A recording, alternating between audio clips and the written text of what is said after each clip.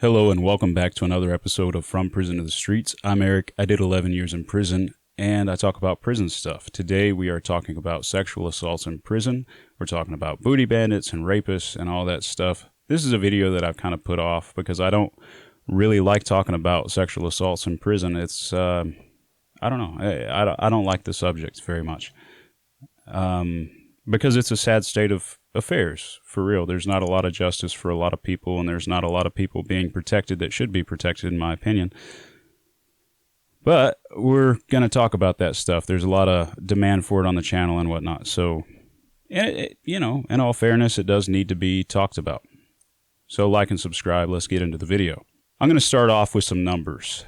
And when I'm talking statistics and percentages here, there's a lot of variation. I saw anywhere between 3% and 22% of incarcerated individuals will become the victims of a sexual assault.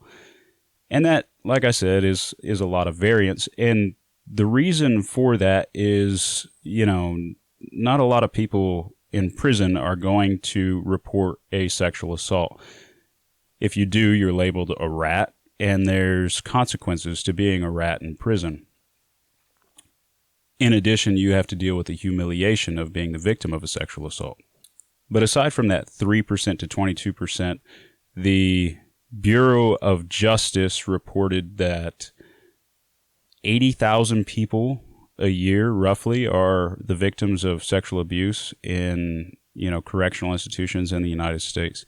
80,000 people a year. And that amounts to, about 1 every 4 minutes, which is pretty high.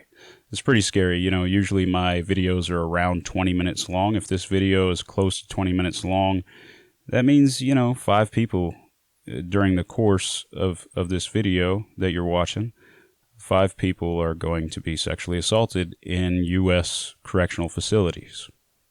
That's about as far into the numbers as I'm going to get. However, I am going to share a story with you guys about someone that I knew while I was in prison. I'm just going to call him John. I don't want to put his actual name out there. It's kind of a sad story.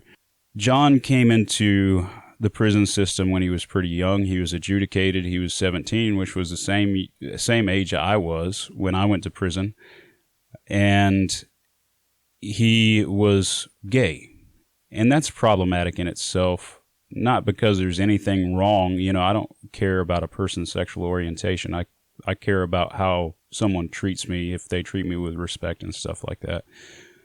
But it's problematic inside the prison system because when that's your sexual orientation and people know that, a lot of times people will just assume that you want a relationship when you don't. And they assume that you're gay, and so it doesn't matter if you consent or not. They're just going to take what they want, and you're going to be okay with it. So off the bat, he was disadvantaged because he put himself out there as being gay, and he was young, really young. And it's usually the young guys coming into this prison system that are preyed upon. And there were a bunch of people trying to pressure John into a sexual relationship, but he wasn't expressing interest in having a sexual relationship because, that's dangerous in prison. Some of the biggest fights I've seen have been motivated by a sexual or romantic relationship because, people in prison do have romantic relationships and stuff, but it can also be the cause of some pretty big fights. In addition to that, there are a lot of diseases in prison. It's not like you have protection and, you don't have rubbers or anything like that. Some states do sell protection for inmates and stuff like that, but Kansas doesn't. So all these people are trying to pressure this dude, John, into a relationship. He's not interested in it, but he started receiving threats and he started being scared. And there was another guy, I'm just going to call him Bob. That wasn't his real name either. But he said, hey, I'll protect you and I'll keep you from getting raped or picked on or beat up by these people who are pressuring you. But in return, you're mine. You're going to have a relationship with me. And John decided to go along with that, because, on the one hand, he had all these people that were threatening him and pressuring him. And on the other hand, he could just have to deal with this one guy. However, after he agreed to that, he basically became this other dude. I think I called him Bob. He ended up this other dude's punk. And that's kind of like a sex slave, more or less. He ended up being pimped out several nights a week, and he had no control over it. Dude would say, hey, tonight you're going to go sleep with this person, or you need to go to the shower at this time, and whatever. The dude was basically being pimped out, and he had no choice in the matter. He basically became a sex slave. Eventually, this guy, John, tried to fight back and stand up for himself, but it didn't go well. He ended up getting beat up and raped very violently. And, it was a bad deal. After that, he was tired of it. He didn't want to be in that situation anymore. And he did what is most frowned upon in a prison environment. He reported it to staff. Staff put him in the hole. And, it was supposed to be for his own protection, but they wanted him to give up the person who had done this to him. And he wouldn't tell on him. So they kept him in the hole for a couple of days, and then they kicked him out. So now he was back on the yard in the same prison that he started with. Bob, the dude who was punking him out, was also on the yard. And now people are mad at John because he's a rat. And, they were gunning for him. And this other dude who had already raped him, who had been pimping him out, now he's mad at him, and he's coming for blood. John ended up killing himself. He ended up slicing his own throat, and I knew this dude. I knew who he was. I wasn't super friendly with him, but I knew him. I talked to him a few times, and he seemed like an all right kid. He was 19 when I knew him, so this had been going on for a while. But he slit his own throat, and that was it.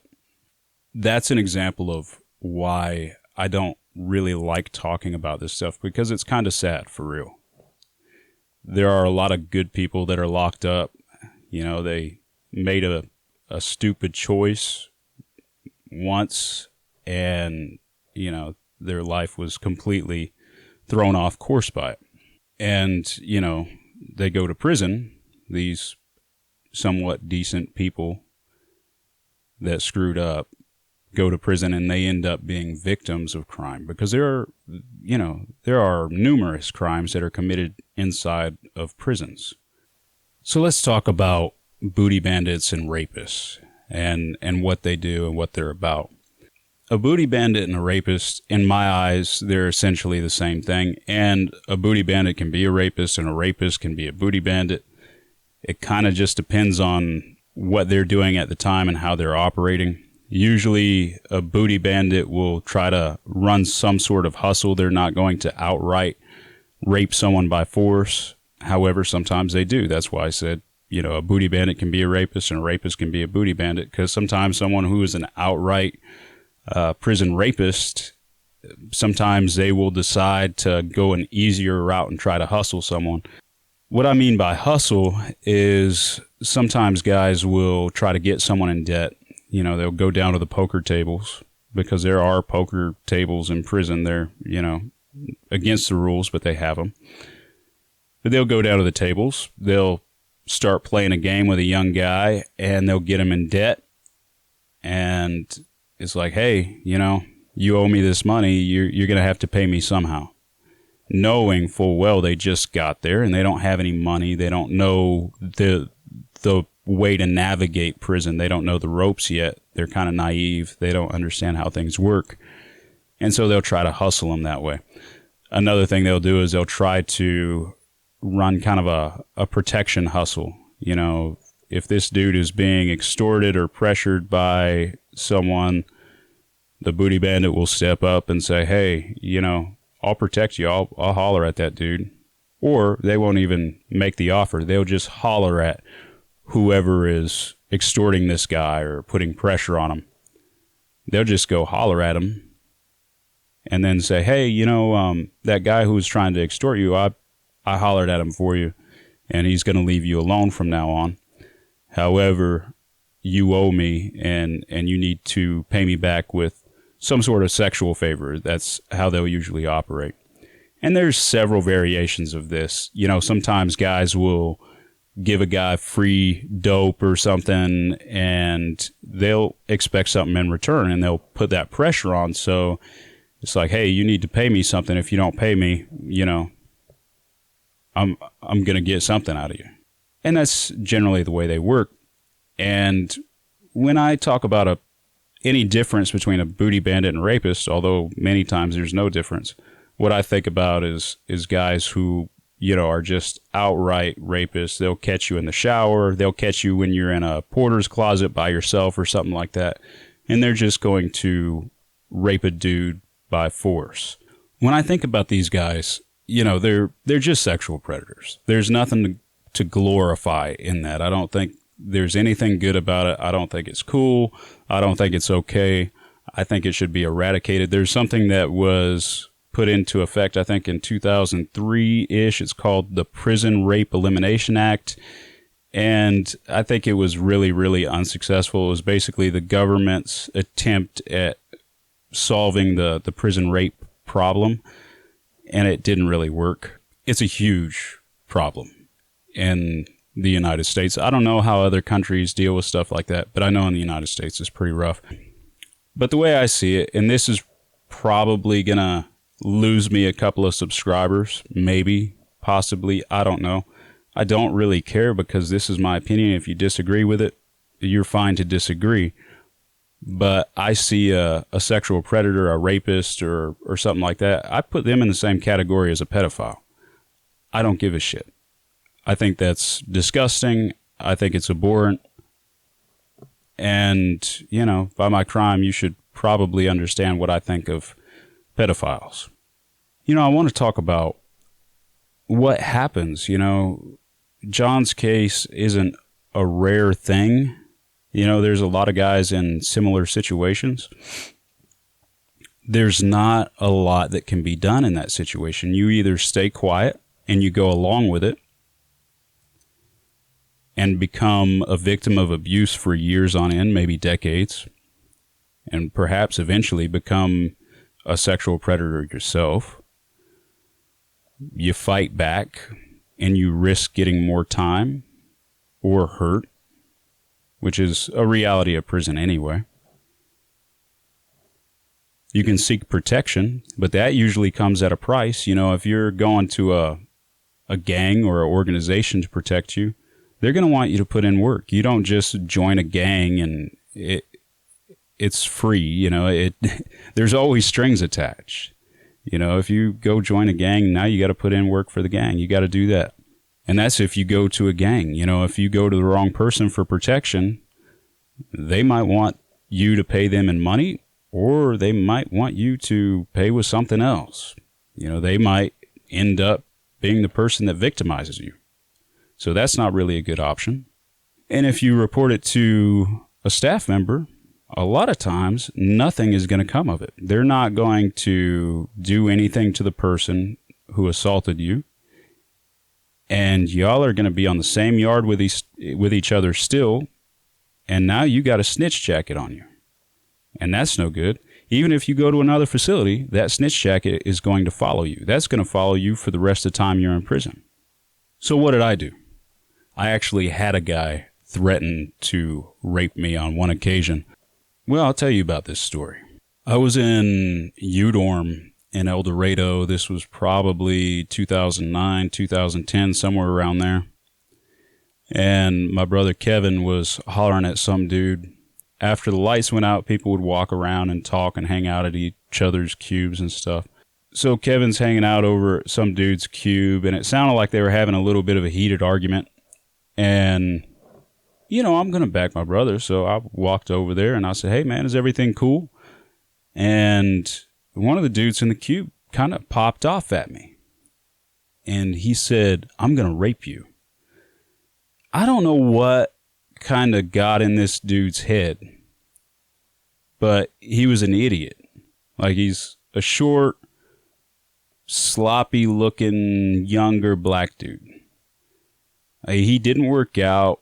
He had man cans, you know. He just didn't strike me as a person who had any self-respect because of how he carried himself. You know, he wasn't prepared for a fight. He wasn't ready.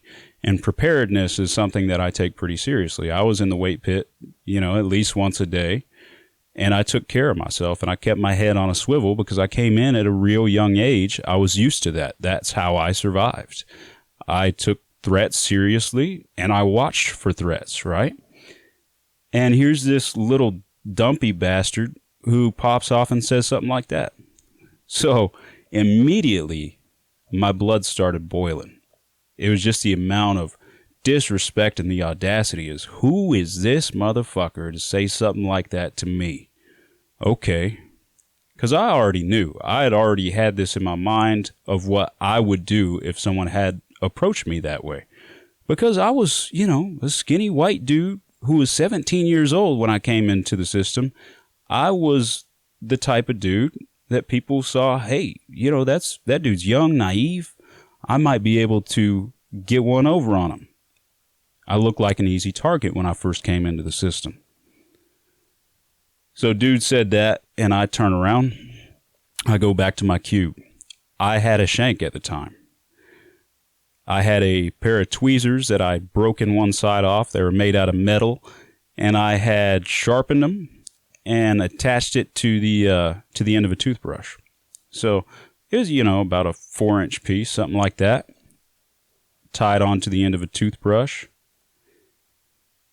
And I slipped that in my pocket, and I put my boots on, and I marched right back over to that cube, and I said, "Hey, man, let's go in here to the bathroom," because there was no cameras in there.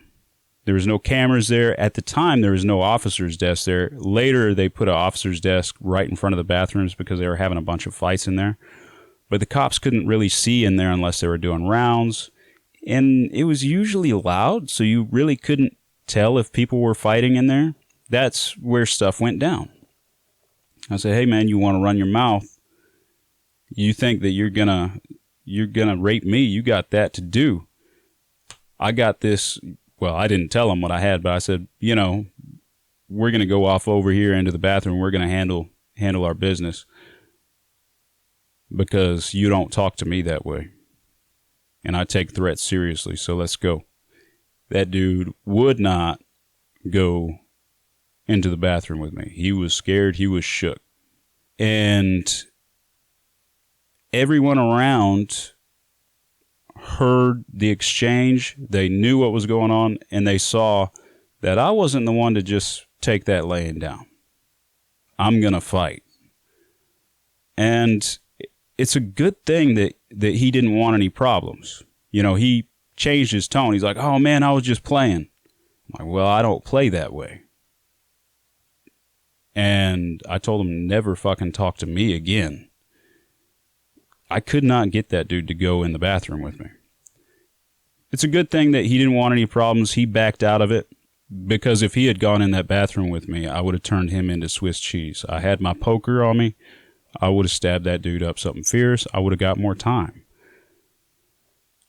But that's the reality of it.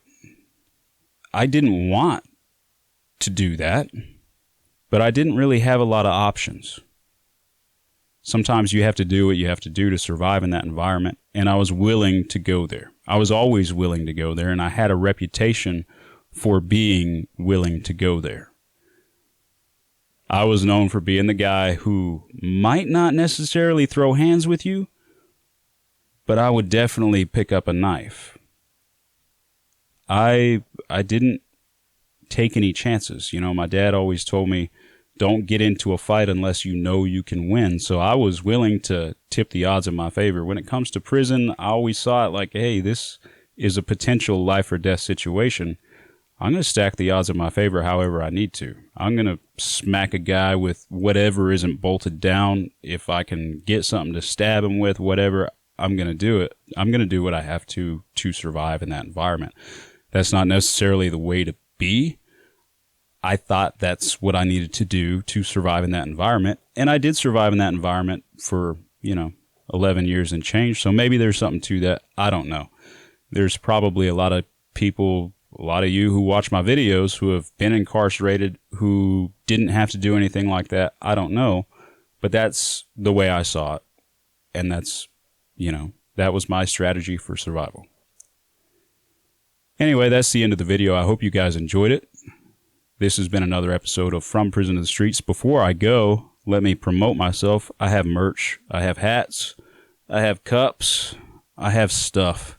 So if you want to support the channel, there's a link to my Teespring stuff. You can go over there, check that stuff out. I also have sweatshirts, hoodies, things like that. There's also a link to my PayPal in the description. I can't talk, but there's a link to my PayPal in the description. A link to my Patreon. You could be one of my first Patreons if you join my Patreon page. So, there's that too. Anyway, thank you guys for tuning in. I love you all. I'm Eric. This has been another episode of From Prison to the Streets. I will see you all later. Break these chains. They can't hold what can be changed.